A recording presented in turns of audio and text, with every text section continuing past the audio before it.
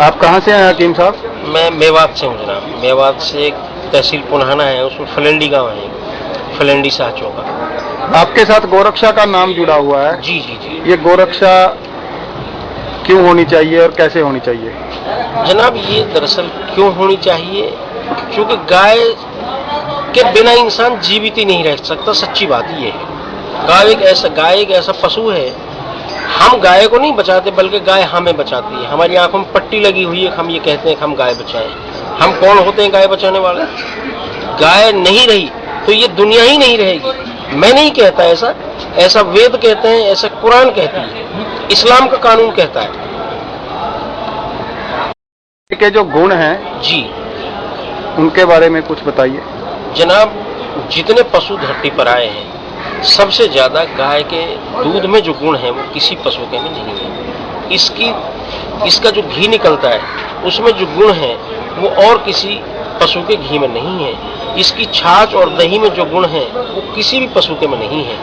यहाँ तक कि इसके गौमूत्र से असाध्य बीमारियों का इलाज भी होता है। अल्लाह के नबी ने कहा है कि गाय का दूध और घी अमृत है और इसका गोश्त नुकसानदायक है। तो इस्लाम मजहब में अल्लाह के नबी से आगे तो कोई इंसानों में बात ही नहीं। हकीम साहब, गौ हत्या में ज्यादातर मुसलमानों के नाम आते हैं। आप उन लोगों को जो गौ हत्या करते हैं उन्हें क्या संदेश देना चाहेंगे? देखिए जनाब, इसकी तीन बातें हैं। पहला तो मैं भारत सरकार से बार बार अपील करता हूँ कि भारत सरकार को पूर्ण गौ हत्या बंदी कानून बनाना चाहिए, नंबर एक।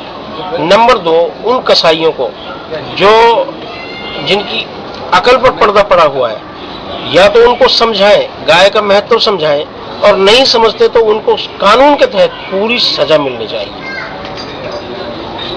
और जो ये बकरीद पे गाय काटने का प्रावधान कहते हैं, उसके बारे में आप क्या कहते हैं? दरअसल जनाब, पहली बात तो ये है कि शरीयत में कहीं भी ऐसी कंडीशन नहीं लगाई कि गाय की ही कुर्बानी होनी जरूरी है। कहीं भी ऐसी कोई शर्त नहीं है। बल्कि मैंने तो पिछले दिनों दारुल उलूम देवबंद से फतवा भी जारी कराया था कि बकरा ईद के मौके पर मेहरबानी करके मुसलमान गाय की कुर्बानी ना करें।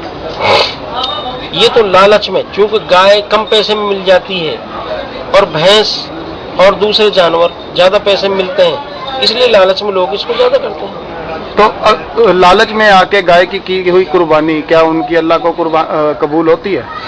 शरीयत के एतबार से तो चूंकि जो चीज इस तरह चोरी चोरियां होती है, मेरी मौलवियों से बात हुई, ये सही बात ये कि इसका गोश्त वैसे भी जायज नहीं है, और जिसका गोश्त वैसे ही जायज नहीं है इस तरह से चोरी में, तो कुर्बानी की बात कहाँ रह गई?